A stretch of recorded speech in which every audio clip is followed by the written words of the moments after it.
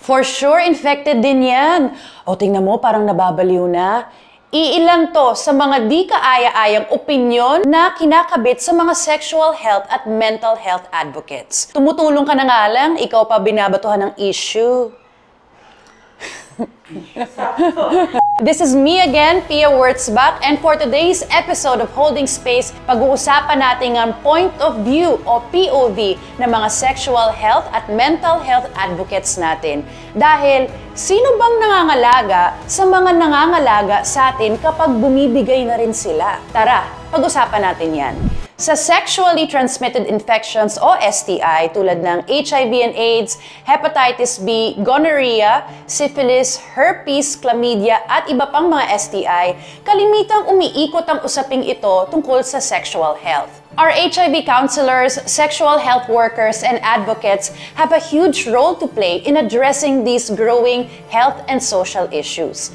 Sa mental health naman, anxiety, depression, at suicidal ideation ang madalas na mga isyong kinakaharap natin. Our psychologists, life coaches, counselors, and psychiatrists are our usual safe spaces in facing these emotional burdens and psychological challenges. Pero, dahil sa lagay ng health system ng ating bansa, madalas hindi nabibigyan ng pansin o iba ang tingin ng mga tao sa ating mga sexual and mental health workers at maging sa mga tinutulungan nila. If we look at it closely, stigma at discrimination are crucial factors why our sexual and mental health workers face difficulties while fulfilling their tasks, affecting their performance and well-being at the same time. How did you start in this advocacy? That's a very timely and relevant question, Queen P. This is actually my 10th year in the advocacy. In those 10 years, I started because I am part of the LGBT, and then I had a small group of friends. Eventually, some of them became recluse and distant. In short, parang they were touched by HIV. And then I got frustrated because as a close friend, I just didn't know how to reach out to them or take care of them. Itong 10th year na to, I dedicate to, let's call them M and P.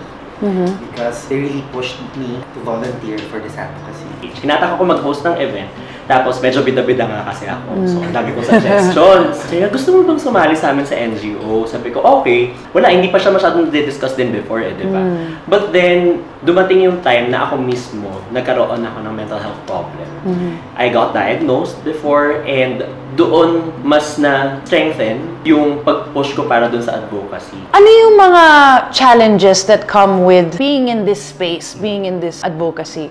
First is of course yung burnout, emotional burnout ng ating mga volunteers and healthcare workers, because counseling is empathy, and that means even though you're in a different situation with your client, but the emotions that they feel, you try to feel them too. So it's real. It takes a lot of burden on the mental health of our counselors. Second is being able to have access to facilities, especially mental health. Lacking pa talaga siya. There are lack of facilities that we can refer to.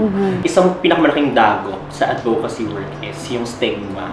Yung stigma kasi, hindi lamang siya isang bagay na dinadala dun sa advocacy work. Kasi kahit tayo mga volunteers, naapektuhan din nun. Na just because you are a volunteer for this certain advocacy, people already think na, ay, may pinagdaanan yan.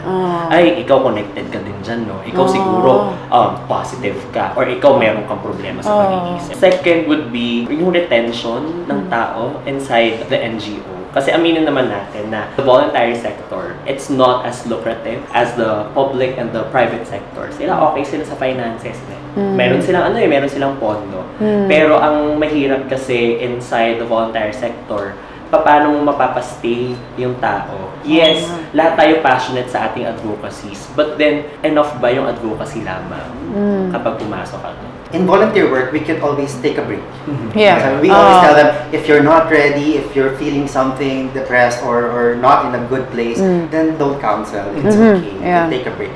But for our healthcare professionals, they don't have that luxury. Yeah. It's funny kasi dito ko malalaman na talagang mga advocate kayo. Kasi tinanong ko kayo kung ano yung mga challenges niya, but you mentioned about the challenges nung advocacy. Personally, mahirap siya. Hindi ba na-absorb mo minsan yung bigat? Paano mo siya kinakaya? That's very real, ano? We always tell our volunteers, be a friend to yourself. Don't take it against you. As counselors, sometimes we have some missteps as well, and they take it upon themselves. No? Kung masyadong mabigat, we share it with others. No? That's the way how to connect and to lessen the burden to ourselves. It sounds so challenging kasi parang ikaw na nga yung tumutulong.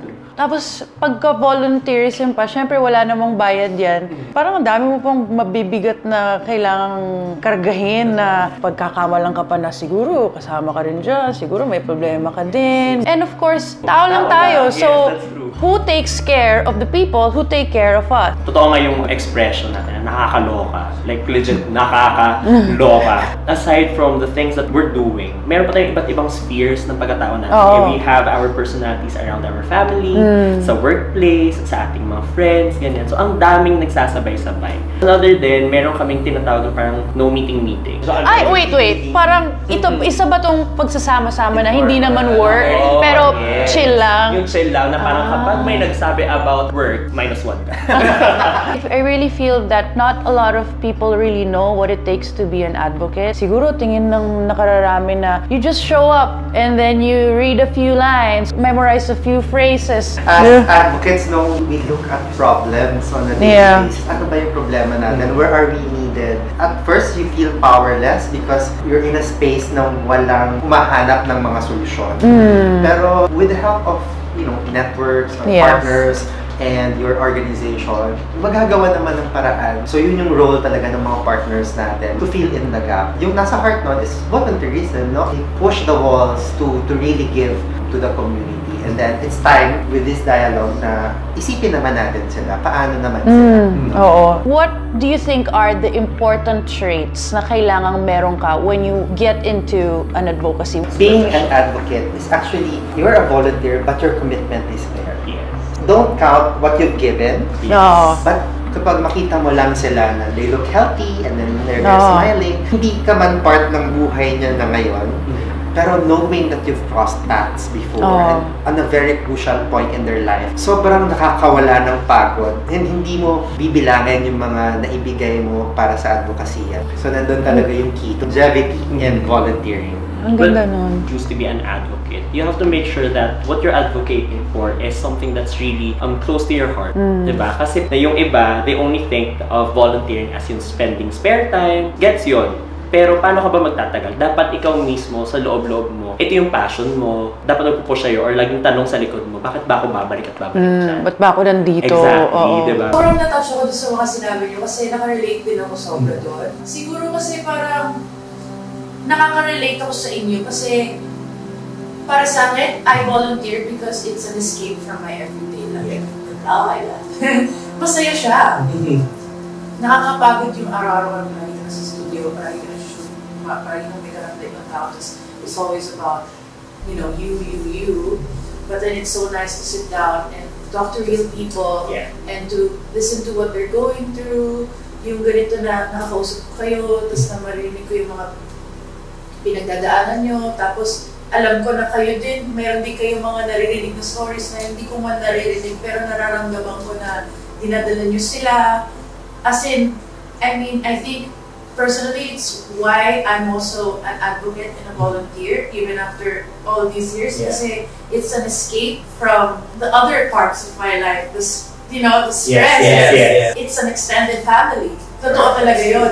If you are lucky na mahanap mo sila, like, They'll stick to you. yeah, and it feels so great. Alam mo yun? So, totoo talaga yun. Take that leap of faith. When you find the advocacy that's dear to your heart, go for it. You'll find family in there. Yeah.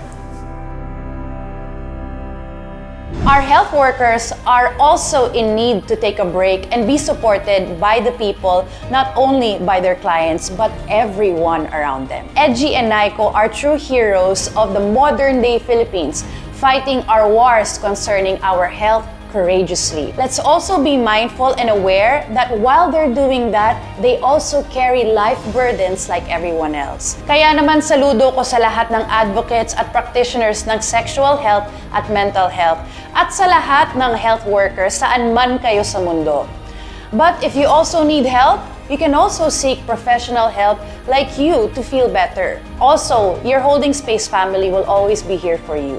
Ako po muli si Pia Wurtzbach at nagsasabing Holding Space will always be here for you as we shape a better society for all. Isang mahigpit na yakap para sa inyong lahat. See you on our next episode.